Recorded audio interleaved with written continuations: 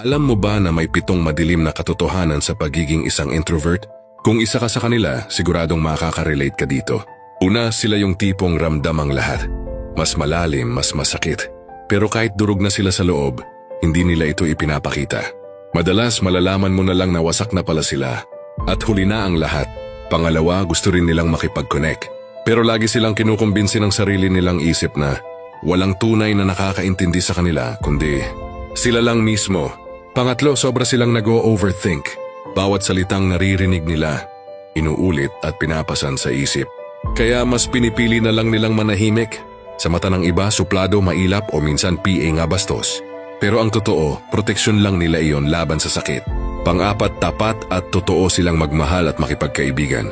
Pero kapag sinaktan mo sila ng malala, puputulin nila ang koneksyon ng tahimik. Walang drama, walang paalam, basta lang silang mawawala.